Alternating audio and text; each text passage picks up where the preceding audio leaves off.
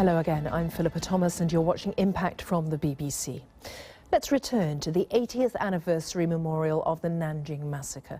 When Japanese forces invaded the Chinese city in the 1930s, around 300,000 people are thought to have been killed, although Japan still disputes those figures.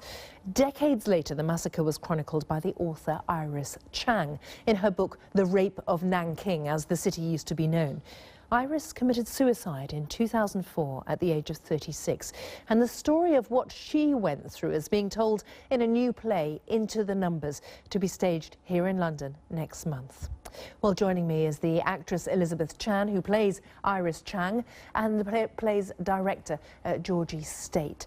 Georgie, first, what attracted you to this play, this story? Well, when I first read it, what immediately struck me was the ambition and scale and scope of the play, dealing with a kind of subject matter that's so important and so current and relevant today, but also the challenges it posed to a company of actors and designers taking it on, and how open and wide it felt. And it also felt like a story that was really important given the timing of it being the 80th anniversary, but also given the fact that it's a story that isn't really in the public consciousness in the West. And it felt like an important thing to bring to the public consciousness and tell that story. Elizabeth. Well, as Georgie says, it's just an amazing story that in the West it's not so common in our history lessons or just in the media. I think we focus very much. Our focus is very Eurocentric on the effects of the World War II. Yeah. Exactly. And I think Iris certainly felt that was similar in America. In terms of the role, I just thought, and she was an amazing woman, an amazing role model, very strong, very determined to fight for social justice and to give voice to the voiceless.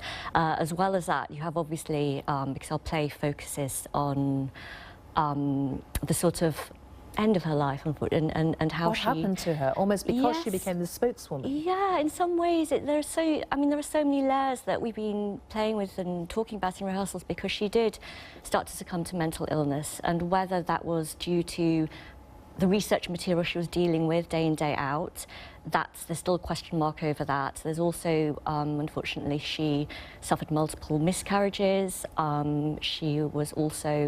She began to become very afraid for her own life as well. She was receiving threats in person and by post because of what she was saying about the Japanese and what they did. As you're saying, there are a lot of people who still deny this even happened. So she was becoming really afraid for her life and becoming really perhaps coming to a bit of paranoia about that almost. And Georgie, we talk about post-traumatic stress, and we tend to talk about it in terms of soldiers or people who've been on the battlefields or seen things firsthand.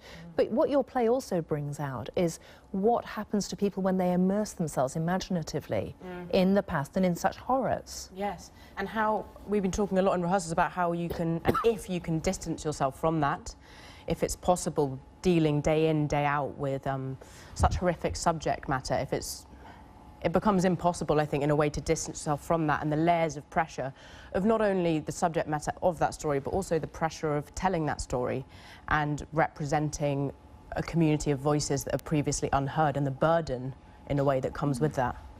Elizabeth, what do you, as a British Chinese actor, I mean, what are the resonances for you? Because Iris became a very prominent Chinese-American figure. Yeah. But we were saying before, there isn't necessarily that feeling of a community cultural voice here? Or correct me if I'm wrong. Yeah, I think that's something that, particularly in terms of the British Chinese or British East Asian acting community, people who work in our industry, we really feel the need to push our voice forward. We actors aren't necessarily getting roles that aren't traditionally stereotypical Chinese or East Asian roles. Chinese or East Asian writers and directors are not really getting their work put on and not sort of finding that platform for their voices. And I think that's similar in media, even in terms of, in Iris's world, journalism, which is where she started. We don't have that.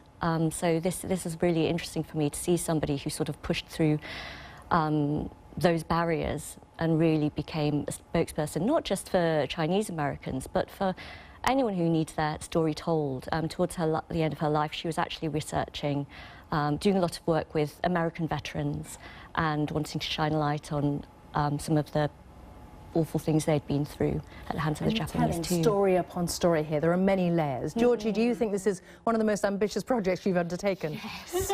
And we're discovering that day in, day out in the rehearsal room. I mean, it's so exciting because it's so open and the choices, there are so many paths you can go down. And I think for an audience as well, that's incredibly exciting because structurally it's incredibly playful, and the writer for Christopher Chen writes so beautifully. There are layers upon layers to discover here, playing with kind of structure and time. It's theatrically a kind of absolute dream to work on, really. Sounds like it's going to be a treat for audiences in London to start with, at least. Yeah, absolutely. Elizabeth and Georgie, thanks very much for coming on set. Thanks very much. Thank you. Thank you.